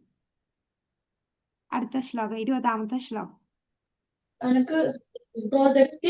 കൃഷ്ണ മാതാജി. ഹരേ കൃഷ്ണ. കൃഷ്ണ. ന ജായതേ മ്രിയതേ വാ കഥാചിന്നായം ഭൂത്വാ ഭവിതാ വാ ന ഭൂയാഃ അചോ നിത്യശാശ്വതോയം പുരാണോ ന ഹന്യതേ ഹന്യമാനേ ശരീരേ. വിവർത്തനം ബൈ ശ്രീല പ്രഭുപാദ് കി ജയ്. ആത്മാവിന് ഒരിക്കലും ജനന മരണങ്ങളില്ല, അത് ഉണ്ടായിട്ടില്ല, ഉണ്ടാകുന്നില്ല, ഭാവിയിൽ ഉണ്ടാവുകയുമില്ല. അജനും നിത്യനും ശാശ്വതനും പ്രാചീനനുമാണത്. ശരീരം നശിക്കുമ്പോൾ അതിന് മരണമില്ല. ഹരേ കൃഷ്ണ. ഹരേ കൃഷ്ണ. ഇത് നമുക്ക് ബൈഹാർട്ട് ചെയ്യാനുള്ള ഒരു ശ്ലോകമാണല്ലേ? അല്ലെ? കാണാൻ പഠിക്കേണ്ട ശ്ലോകമാണ്. ഹരേ കൃഷ്ണ. അപ്പോ ഈ ശ്ലോകത്തില് ജനന മരണമില്ല.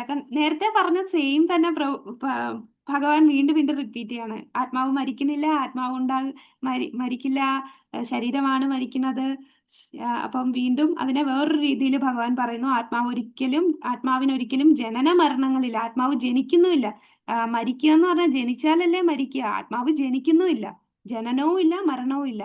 അതുണ്ടായിട്ടില്ല, ഉണ്ടാകുന്നില്ല, ഭാവിയിൽ ഉണ്ടാവുകയില്ല. അജനാണ്, നിത്യനാണ്. അജോ നിത്യഃ ശാശ്വതോയം പുരാണോ ന ഹന്യതേ ഹന്യമാനേ ശരീരേ. ശരീരം നശിക്കുമ്പോൾ ആത്മാവും ശരീരമാണ് നശിക്കുന്നത്, ആത്മാവിന് നാശമില്ല. അപ്പോ ഇവിടെ ആദ്യത്തെ ലൈനില് പ്രഭുപാദർ പറയുന്നത് ആത്മാവും പരമാത്മാവും ഒരു കാര്യത്തിൽ ഒന്നാണ്. ഏതിലാണ്?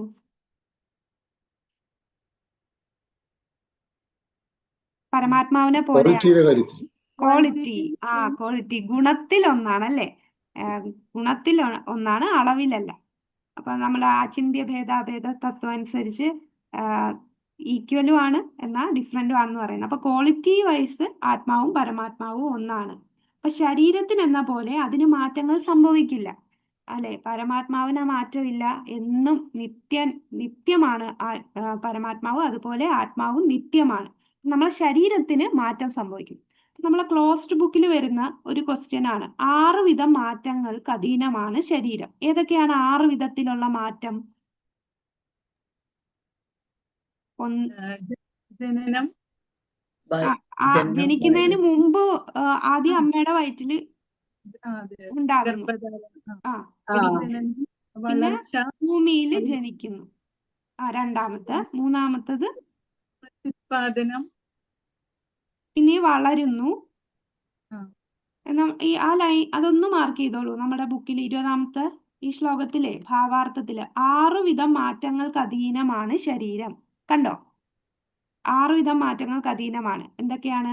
അത് അമ്മയുടെ ഉദരത്തിൽ ജന്മമെടുക്കുന്നു, കുറച്ച് ദിവസങ്ങൾ അവിടെ കഴിച്ചുകൂട്ടിയ ശേഷം ഭൂമിയിൽ ജനിക്കുന്നു, വളരുന്നു, ചിലതെല്ലാം ചെയ്യുന്നു, ക്ഷയിക്കുന്നു, കാലയവനികൾക്കുള്ളിൽ മറയുന്നു, അതായത് മരിക്കുന്നു. അപ്പൊ ആദ്യം അമ്മയുടെ ഉദരത്തിൽ ജന്മമെടുക്കുന്നു, പിന്നെ ഭൂമിയിൽ ജനിക്കുന്നു, പിന്നെ വളരുന്നു, കുറെ കർമ്മങ്ങൾ ചെയ്യുന്നു, പിന്നെ ക്ഷയിക്കാൻ തുടങ്ങുന്നു, അവസാനം മരിക്കുന്നു, കാലയവനിയിൽ ഉള്ളിൽ മറയുന്നു. അപ്പൊ ഈ 6 വിധം മാറ്റങ്ങൾ ഇത് ആർക്കാണുള്ളത്? ശരീരത്തിനേ ഉള്ളൂ. ആത്മാവ് ഇതുപോലെ വലുതാവുകയും ജന്മമെടുക്കുകയും കർമ്മങ്ങൾ ചെയ്യുകയും ക്ഷയിക്കുക ഒന്നും ചെയ്യുന്നില്ല. ഈ പറയുന്ന മാറ്റങ്ങൾ ശരീരത്തിന് മാത്രമേ ഉള്ളൂ. ആത്മാവിന് ഇത്തരം മാറ്റങ്ങൾ ഒന്നുമില്ല. ആത്മാവും ഇതിനൊന്നും വിധേയനല്ല. ആത്മാവ് ജനിക്കുന്നുമില്ല. ആത്മാവ് ഒരു ശരീരം കൈക്കൊള്ളുന്നത് കൊണ്ട് ആ ശരീരമാണ് പിറക്കുന്നത്. ശരീരത്തിനാണ് ജന്മമുള്ളത്, ആത്മാവിന് ജന്മമില്ല. ഇവിടെ ജനിക്കുന്നതും മരിക്കുന്നതും ആത്മാവല്ല. ജനനമുള്ളത് എന്തിനും മരണമുണ്ട്, ആത്മാവിന് ജനനമില്ല. അപ്പോ ഭൂതം ഭാവി വർത്തമാനം എന്നിങ്ങനെ കാലഭേദങ്ങളില്ല. ശാശ്വതനും ആദിമനുമാണ് ആത്മാവ്. അതുകൊണ്ട് ഇവിടെ എക്സാമ്പിൾ പറയാണ് പ്രഭാതർ, ഒരു ഉദാഹരണം, പ്രാക്ടിക്കലായിട്ടൊരു പ്രൂഫ് പറയാണ്. ആത്മാവിന് മാറ്റമില്ല എന്ന് പറയുന്ന ഒരു പ്രൂഫ് ഒരു വൃദ്ധനായ ഒരു വ്യക്തിയെ പറയാണ്. അപ്പോ വൃദ്ധനെന്ന് കരുതപ്പെടുന്ന ആൾക്ക് തൻ്റെ ബാല്യത്തിലും യൗവനത്തിലും ഉണ്ടായിരുന്ന അതേ ആവേശമുണ്ട്, എല്ലാം ചെയ്യാനായിട്ട് ആഗ്രഹമുണ്ട്. പക്ഷെ തൻ്റെ ശരീരം ക്ഷയിക്കുന്നത് കൊണ്ട് മനസ്സെത്തുന്നിടത്ത് ശരീരം എത്തുന്നില്ല. അതുകൊണ്ടാണ് വൃദ്ധരായിട്ടുള്ളവർക്ക് ഈ ഫ്രസ്ട്രേഷൻ വരുന്നത്. നമ്മൾ യൗവനത്തിലൊക്കെ നല്ല ഉഷാറോടെ ചെയ്ത് അതേ ആഗ്രഹം, അതേ ഉന്മേഷം, ആവേശം വൃദ്ധനായിട്ടുള്ള വ്യക്തിക്കും ഉണ്ട്. പക്ഷെ ശരീരത്തിൽ മാറ്റം വന്നതുകൊണ്ട് ആ വ്യക്തിക്ക് ചെയ്യാൻ പറ്റുന്നില്ല. അതുകൊണ്ടാണ് അവര് ഈ ഫ്രസ്ട്രേഷൻ ഒക്കെ വരുന്നത്. ഏതെങ്കിലും ഭൗതിക വസ്തുവിനെ പോലെയോ ഒരു പടുമരത്തെ പോലെയോ ആത്മാവ് ക്ഷയിക്കുന്നില്ല.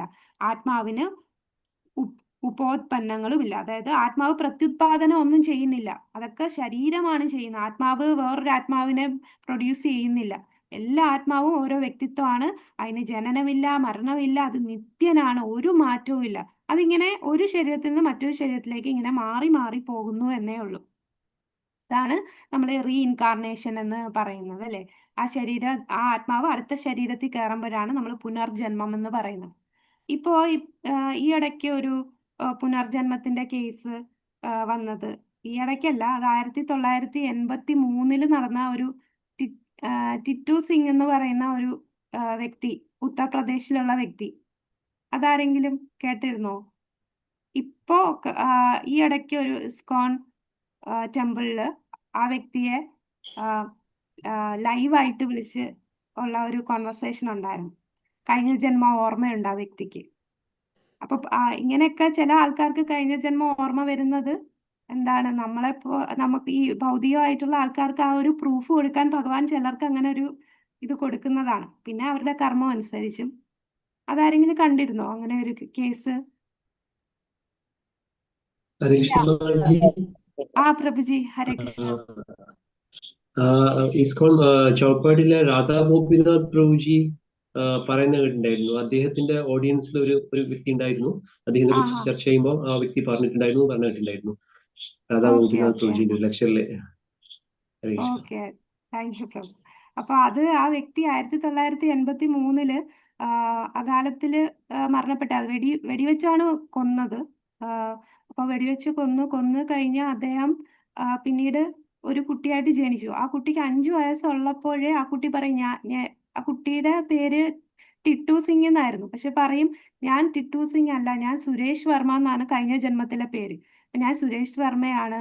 അവിടെ എനിക്കൊരു റേഡിയോ കടയുണ്ട്, ടെലിവിഷൻ ഷോപ്പുണ്ട് എന്നൊക്കെ പറഞ്ഞ്. അപ്പം വീട്ടുകാര് പിന്നെ ഞാൻ ബാഗൊക്കെ പാക്ക് ചെയ്ത് എനിക്കൊരു ഭാര്യയുണ്ട്, എനിക്ക് 2 മക്കളുണ്ട് എന്നൊക്കെ പറഞ്ഞ് അങ്ങനെ പാക്ക് ചെയ്ത് ഇറങ്ങുന്നു. അപ്പൊ ഈ കുട്ടിയുടെ നിർബന്ധം കാരണം അവരൊന്ന് അന്വേഷിക്കാന്ന് പറഞ്ഞ് പോയപ്പോ കറക്റ്റായിട്ട് ആ കടയുണ്ട്, ആ ഭാര്യയുണ്ട്, ആ മക്കളും എല്ലാവരും ഉണ്ട്. അപ്പൊ അവർക്ക് സംശയം, ഇതൊന്ന് ടെസ്റ്റ് ചെയ്യാനായിട്ട് ആ കുട്ടിയെടുത്ത് ചോദിക്കും.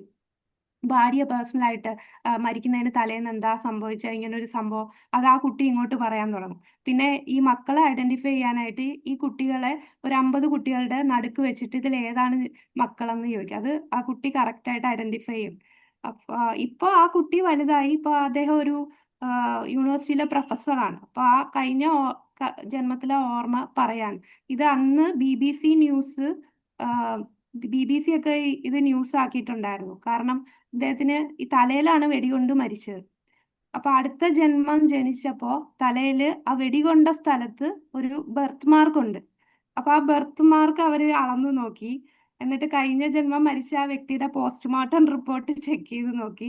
അപ്പൊ ആ പോസ്റ്റ്മോർട്ടം റിപ്പോർട്ടിൽ എവിടെയാണോ ആ വെടിയുണ്ട കൊണ്ടത് അതേ ഭാഗത്ത് അതേ ഒരു ഡയമീറ്ററിൽ തന്നെ ഒരു ബർത്ത് മാർക്കാണ് ആ വ്യക്തിക്ക് ഉണ്ടായിരുന്നത്.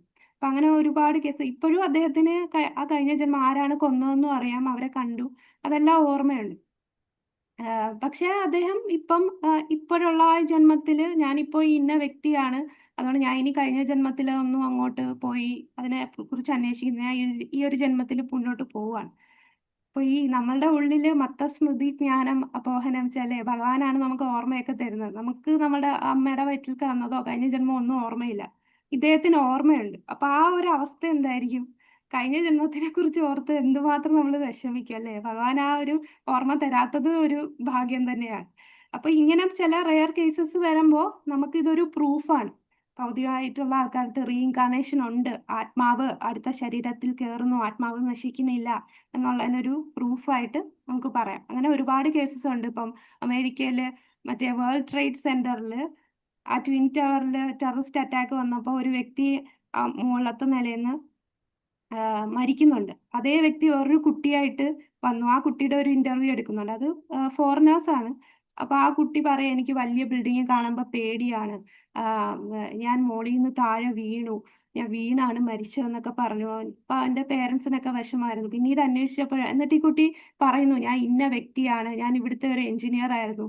അങ്ങനെ അന്വേഷിച്ചപ്പോ അങ്ങനെ ഒരാളുണ്ട്. പിന്നെ ആ കുട്ടിക്ക് അതൊക്കെ ഓർമ്മ വരുന്നു. അപ്പൊ അങ്ങനെ പല പ്രൂഫും പറയുന്നുണ്ട്.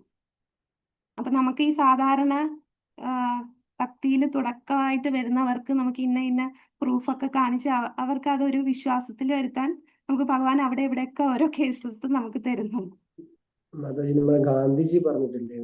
ഗാന്ധിജിയുടെ ഒരു കേസുണ്ട് അല്ലെ, ഒരു മാതാജിയുടെ അല്ലെ, ആ മാതാജിയുടെ പേര് ഞാൻ മറന്നുപോയി. ശാന്തി എന്നാണ് അല്ലെ? ഉത്തർപ്രദേശിലോ മറ്റോ ആണ് കേട്ടിട്ടുണ്ട്. അതെ, അപ്പൊ ഗാന്ധിജി തന്നെ അത് പോയി അന്വേഷിക്കാൻ പറഞ്ഞു. അതെ അതെ അവരുടെ ഭർത്താവിന്റെ വീട്ടില് പിന്നെ ആ അവര് അതെ സൂക്ഷിച്ചു വെച്ച പിന്നെ ആഭരണങ്ങൾ രഹസ്യമായിട്ട് അത് ഇവർക്ക് മാത്രമേ അറിയായിരുന്നു. അവർക്ക് അറിയുള്ളൂ. അതൊക്കെ അവര് പോയിട്ട് കണ്ടെടുത്തു. അപ്പൊ അവരൊക്കെ അതിശയപ്പെട്ടു, ആ വീട്ടുകാരൊക്കെ. അതെ അതെ അങ്ങനെയുള്ള ഉണ്ടായിരുന്നു. അങ്ങനെ കുറെ കേസസ് ഇങ്ങനെ നമുക്ക് പ്രൂഫായിട്ട് ഭഗവാൻ തന്നിട്ടുണ്ട്. ആത്മാവ് അടുത്ത ശരീരത്തിൽ പോകും, അല്ലെ, റീഇൻകാർണേഷൻ ഉണ്ട് എന്നുള്ളത്. അപ്പൊ ആത്മാവ് ക്ഷയിക്കുന്നില്ല, ആത്മാവ് പ്രത്യുത്പാദനം ചെയ്യണില്ല, ഇതൊക്കെ പറയുന്നു. പിന്നീട് അടുത്ത പാരഗ്രാഫില് ഭഗവാൻ ഇത് ശാസ്ത്രങ്ങൾ കൂടെ ശാസ്ത്രത്തിൽ പറഞ്ഞതാണ്. കാരണം ഇതേ ശ്ലോകം ഈ നജായതേ മ്രിയതേവ കഥാചിൻ ആ ഒരു ശ്ലോകം കഠോപനിഷത്തിലുള്ള ഒരു ശ്ലോകമാണ്. അതിലൊരു വാക്കിന്റെ വ്യത്യാസമേ ഉള്ളൂ.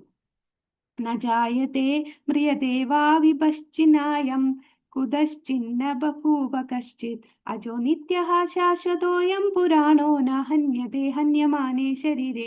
അപ്പൊ ഈ കഠോപനിഷത്തിലുള്ള ഒരു ശ്ലോകമാണ് ഭഗവാൻ തന്നെ, അതാണ് ആ സ്ക്രിപ്ചറൽ ശാസ്ത്രങ്ങളെ ഭഗവാനും ഫോളോ ചെയ്ത് അത് കോട്ട് ചെയ്ത് ഭഗവാൻ പറയുന്നു. അപ്പൊ ഈ പദ്യത്തിലെ പൊരുളും വ്യാഖ്യാനവും ഭഗവത്ഗീതയിലെ ശ്ലോകത്തിലേതുപോലെ തന്നെ വിപശ്ചിത് ആ ഒരു വാക്കിലെ വ്യത്യാസം വരുന്നുള്ളൂ. നമ്മുടെ ഭഗവത്ഗീത ശ്ലോകത്തില് നജായതേ മ്രിയതേവ കഥാചിന്നാണെന്ന്, ഇവിടെ വിപശ്ചിൻ. അപ്പൊ വിപശ്ചിൻ എന്ന് പറഞ്ഞാൽ അറിവുള്ളയാൾ എന്ന പദം മാത്രമേ ഭിന്നമായിട്ടുള്ളൂ.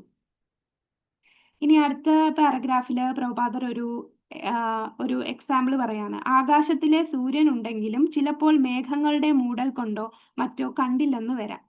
എങ്കിലും സൂര്യപ്രകാശം എപ്പോഴും ഉള്ളതുകൊണ്ട് പകൽ സമയമാണെന്ന് നാം അറിയുന്നു. പുലരുന്നതിനു മുമ്പ് ആകാശത്തിൽ തെല്ലൊരു വെളിച്ചം വന്നാൽ സൂര്യൻ ഉദിക്കുകയാണെന്ന് നമുക്കറിയാം. അതുപോലെ എല്ലാ ശരീരത്തിലും മനുഷ്യൻ്റെതാകട്ടെ മൃഗത്തിൻ്റെതാകട്ടെ അവയിലേക്കും ബോധമുള്ളത് കൊണ്ട് ആത്മാവിന്റെ സാന്നിധ്യം നമുക്ക് മനസ്സിലാക്കാം. അപ്പൊ എങ്ങനെ ആത്മാവിനെ മനസ്സിലാക്കാം? അതിനൊരു ഉദാഹരണമാണ് പ്രഭുപാദർ ഇവിടെ ഉപമയായിട്ട് പറഞ്ഞിരിക്കുന്നത്. ആകാശത്തില് ഒരു മേഘം, ആ മേഘം വന്ന് സൂര്യനെ മറച്ചു. അപ്പൊ നമുക്ക് സൂര്യനെ കാണാൻ പറ്റില്ല, പക്ഷെ വെളിച്ചമുണ്ട്. വെളിച്ചത്തിന്റെ പ്രസൻസ് കൊണ്ട് നമുക്കറിയാം സൂര്യൻ ഉദിച്ചു നിൽക്കുകയാണ് എന്ന്, അല്ലെ? സൂര്യൻ ഉദിച്ചു വരുമ്പോഴും ഇപ്പൊ നല്ല മഴയാണ്, കാർമേഘമൊക്കെ ഉണ്ട്, സൂര്യനെ നമുക്ക് കാണത്തില്ല, പക്ഷെ ആ വെളിച്ചം ഭൂമിയിലേക്ക് വരുന്നത് കൊണ്ട് നമുക്കറിയാം ഈ സൂര്യൻ ഉദിച്ചു വരുന്നുണ്ട്. അതേപോലെ എല്ലാ ജീവാത്മാവിലും ആത്മാവുണ്ടെന്ന് നമ്മൾ എങ്ങനെ അറിയും? അതിനൊക്കെ ബോധമുണ്ട്. ബോധം ഉണ്ടതുകൊണ്ട് നമുക്കറിയാം ആത്മാവുണ്ട്. ആ ഒരു എക്സാമ്പിൾ ആണ് പ്രഭുപാദർ ഇവിടെ പറഞ്ഞിരിക്കുന്നത്. പിന്നീട് നമ്മൾ ജീവാത്മാവും ഭഗവാന് പരമാത്മാവ്, അതായത് പരമാത്മാവ് എന്ന് പറഞ്ഞാൽ ഭഗവാൻ തന്നെ, നമ്മൾ മറക്കുന്നു, ഇല്ലേ? നമ്മൾ ഈ ആത്മാവ് അടുത്ത ശരീരത്തിൽ പോകുമ്പോഴും ആത്മാവിന് ആരാന്ന് മറന്നാണല്ലേ. നമ്മളെല്ലാം ഭഗവാന്റെ അംശമാണ്, ഭഗവാന്റെ സേവകരാണ്. അവിടുന്ന് നമ്മൾ ഭഗവാനെ വിട്ടു വന്നപ്പോൾ എല്ലാം മറന്ന് ഇവിടെ വന്നിരിക്കുകയാണ്. നമുക്ക് മറവിയുണ്ട്, പക്ഷെ ഭഗവാന് പരമാത്മാവിന് എല്ലാം അറിയാം. എത്ര ജന്മങ്ങൾ നമ്മൾ ചെയ്തു കൂട്ടിയതെല്ലാം പരമാത്മാവിന് ഓർമ്മയുണ്ട്. നമ്മൾ പക്ഷെ ഓരോ ശരീരത്തിൽ കയറുമ്പോൾ എല്ലാം മറക്കുന്നു. ഇനി ആത്മാവ് രണ്ടു വിധം. ഏതൊക്കെയാണ് രണ്ടു വിധം? അണുവാത്മാവും പരമാത്മാവും. അണു എന്ന് പറയുന്നത് ജീവാത്മാവ്, വിഭു എന്ന് പറയുന്നത് പരമാത്മാവാണ്. ഈ രണ്ട് ആത്മാവിനെയും എന്താണ് ഒരു മരത്തിലെ രണ്ട് പക്ഷികളെ പോലെ ഉപമിക്കുന്നു. അത് നമ്മൾ കാണുന്നുണ്ട്. അടുത്ത ശ്ലോകം 21. ഹരേ കൃഷ്ണ മാതാജി. ഹരേ കൃഷ്ണ മാതാജി, ഒരു ചെറിയ സംശയം. ഇതില് ഈ ശ്ലോകത്തില് നിത്യാഹം ശാശ്വത എന്നുള്ള രണ്ട് വാക്കുകൾ ഉപയോഗിക്കുന്നുണ്ട്. ഇത് ഒരേ അർത്ഥം തന്നെയാണ് വരുന്നത്. ആക്ച്വലി എന്തിനാണ് ഒരേ മീനിങ് ആണെങ്കിൽ രണ്ട് വാക്കുകൾ? നിത്യവും ശാശ്വതനും, അജനും നിത്യനും ശാശ്വതനും. അത് എനിക്കറിയില്ല പ്രഭു. എനിക്ക് തോന്നുന്നു അത് വീണ്ടും സ്ട്രെസ് ചെയ്യാനായിട്ട് പറഞ്ഞതായിരിക്കും. അത് ആർക്കെങ്കിലും അറിയാമെങ്കിൽ പറഞ്ഞോളൂ. നിത്യനും ശാശ്വതം. നിത്യം എന്ന് പറഞ്ഞാലും നമ്മൾ മലയാളം പറയുമ്പോൾ അത് ഒരേ അർത്ഥമാണ്. ഇനി അല്ലേ, ശാശ്വതം തന്നെയാണ് നിത്യം എന്ന് പറയുന്നത്. ഇനി സാൻസ്ക്രിറ്റിൽ അതിന് വേറെ എന്തെങ്കിലും വേർതിരിച്ച് മാറ്റം പറയുന്നുണ്ടോ? അജനും നിത്യനും ശാശ്വതനും. അജൻ പിന്നെ വ്യത്യസ്തമുണ്ട്. അജൻ വ്യത്യാസമാണ്. നിത്യം എന്ന് ഉദ്ദേശിക്കുന്നത് എനിക്ക് തോന്നുന്നു അതായത് ശരീരം നിത്യമായി നിൽക്കുന്ന, ശരീരത്തിന് മാറ്റം സംഭവിക്കുന്നുണ്ട്. അപ്പൊ പക്ഷെ ആത്മാവിന് മാറ്റം സംഭവിക്കുന്നില്ല. നിത്യമായിട്ട് എങ്ങനെയാണോ ഇരിക്കുന്നത് അതേപോലെ തന്നെ ഇരിക്കുന്നു.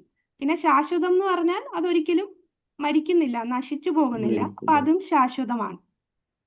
അപ്പൊ അങ്ങനെയും നമുക്ക് പറയാം. അതല്ലേ 6 വിധത്തിലെ മാറ്റങ്ങൾ ഇവിടെ പറയുന്നുണ്ട്. അതിനുശേഷം ആത്മാവിന് ഈ മാറ്റം വരുന്നില്ല. അപ്പൊ നിത്യനായതുകൊണ്ടാണ് ആത്മാവിന് മാറ്റം വരാത്തത്. അതേപോലെ തന്നെ കണ്ടിന്യൂ ചെയ്തു പോവുകയാണ് ആത്മാവ്. വളരുകയോ ചെറുതാവുകയോ ഒന്നും ചെയ്യണില്ല. ശാശ്വതം എന്ന് പറഞ്ഞാൽ ഒരിക്കലും നശിക്കില്ല. ആ ഒരു വ്യത്യാസം നമുക്ക് പറയാം. ഹരേ കൃഷ്ണ. ഹരേ കൃഷ്ണ.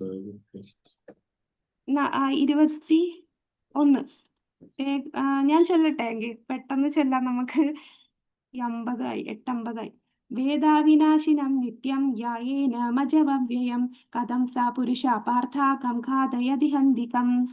ശ്രീല പ്രഭുപാദ് കി ജയ്. അല്ലയോ പാർത്ഥ, ആത്മാവ് നാശമില്ലാത്തവനും അജനും പരിണാമങ്ങളില്ലാത്തവനും ആണെന്ന് അറിയുന്ന ഒരാൾക്ക് ആരെയെങ്കിലും കൊല്ലാനോ കൊലയ്ക്ക് പ്രേരിപ്പിക്കാനോ എങ്ങനെ കഴിയും? അപ്പോ ഇവിടെ ഒരു ചോദ്യം പോലെയാണ്. പാർത്ഥ, പൃഥയുടെ പുത്രൻ, പാർത്ഥ എന്നുള്ള പേരിലാണ് സംബോധന ചെയ്യുന്നത്. അപ്പൊ പാർത്ഥനോട് പറയുന്നു, എങ്ങനെയാണ് ഒരിക്കലും നശിക്കാത്ത ആത്മാവാണ്, പരിണാമങ്ങളൊന്നും ഇല്ലാത്തതാണ്, അങ്ങനെ അറിയാവുമ്പോൾ കൊല്ലാനോ കൊലയ്ക്ക് പ്രേരിപ്പിക്കാനോ എങ്ങനെ കഴിയും? അപ്പൊ ഇവിടെ കൊല്ലുക എന്ന് പറയുന്നത് റെക്കമെൻഡ് ചെയ്യും. നമ്മൾ നേരത്തെ പറഞ്ഞ പോലെ ആത്മാവ് ഒരിക്കലും നശിക്കില്ല എന്ന് പറഞ്ഞ് നമുക്ക് കൊല്ലുന്നത് ശരിയാണോ? നമ്മൾ കൊല്ലാൻ പാടില്ല എന്നുള്ളതാണ്. അതിന് ഉദാഹരണം ഇവിടെ നമ്മൾ നേരത്തെ പറഞ്ഞ ജഡ്ജി ഒരു ഘാതകന് ശിക്ഷ വിധിച്ചാൽ അദ്ദേഹത്തെ കുറ്റപ്പെടുത്താൻ കഴിയില്ല. അതേക്കുറിച്ചാണ് ഭാവാർത്ഥത്തിൽ പ്രഭുപാദർ പറയുന്നത്. പിന്നെ മറ്റൊരു ഉദാഹരണം പറയുന്നത്, ഒരു ശസ്ത്രക്രിയ ചെയ്യുന്ന ഒരു ഓപ്പറേഷൻ ചെയ്യുന്ന ഒരു ഡോക്ടർ. അപ്പൊ ആ ഡോക്ടർ ഓപ്പറേഷൻ ചെയ്യുമ്പോൾ ശരീരമൊക്കെ കീറേണ്ടി വരും. ശരീരം കീറുക എന്ന് പറഞ്ഞാൽ അത് ശരിക്കും കൊല്ലുവാണോ? അല്ല. ആ രോഗിയുടെ രോഗം മാറാൻ വേണ്ടിയാണ് ആ ഡോക്ടർ ശസ്ത്രക്രിയ ചെയ്യുന്നത്.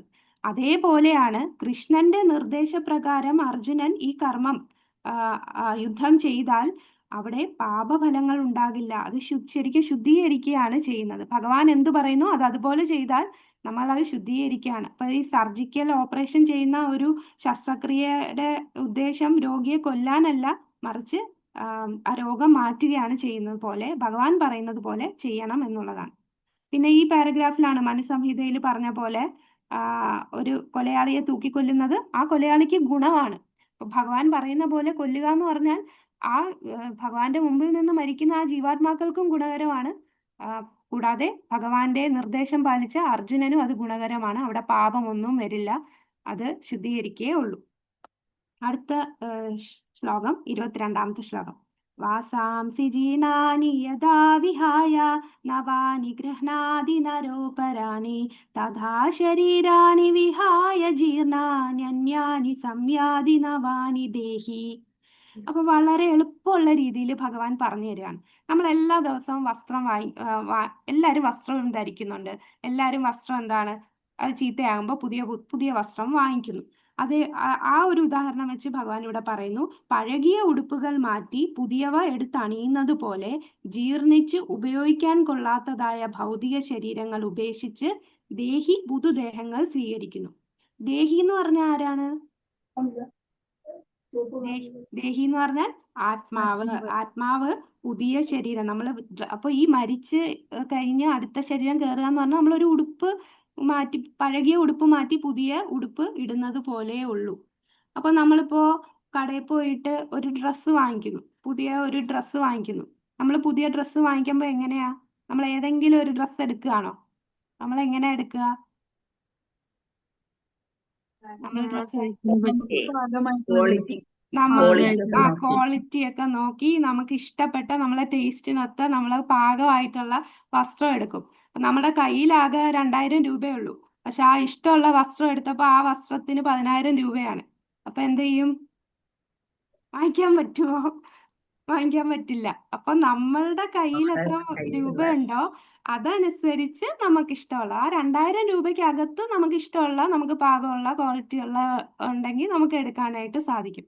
അതാണ് ഈ പഴകിയ വസ്ത്രം മാറ്റി പുതിയ വസ്ത്രം കിട്ടുക എന്ന് പറഞ്ഞാൽ ഈ ആത്മാവ് ഈ ശരീരം വിട്ട് അടുത്ത ശരീരം എടുക്കുമല്ലോ. അപ്പൊ ആ അടുത്ത ശരീരം എന്ന് പറഞ്ഞാൽ നമ്മളുടെ ഇഷ്ടം, ആഗ്രഹം നോക്കും.